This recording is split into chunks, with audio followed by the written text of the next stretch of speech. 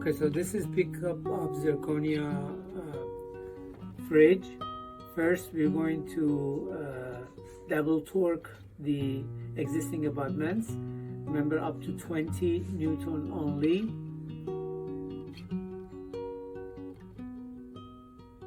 Then the fridge caps are placed on each of the abutments with just a finger pressure. This is important so that you don't tap these in at this stage.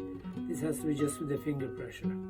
Then the silicone washers that prevent the flow of the acrylic onto the abutment body are placed. Wherever the abutment is sticking out of the gum, we need these silicone washers, and it's all part of the package. Then the zirconia bridge is roughened on the inside with a red striped diamond, and following that we are applying air abrasion to the inside of the chambers.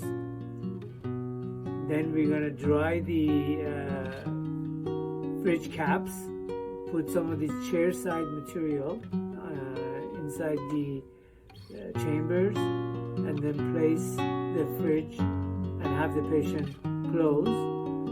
5 minutes later, we'll remove it. This is what it looks like. Then we use some kind of flowable composite to fill in the voids that most of the time we get. Being very careful not to flow any of the flowable inside.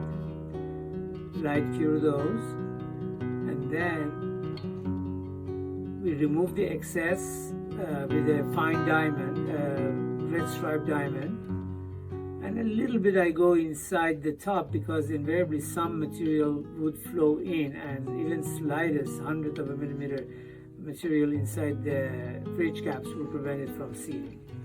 Then with this non-heat producing diamond impregnated rubber, polish the intaglio surface. Make sure there are no concavities anywhere, so that it will be cleansable by patient. Dry, look very carefully inside so that there is nothing going inside. Oriented, press it and then tap it in, and this is your final fridge.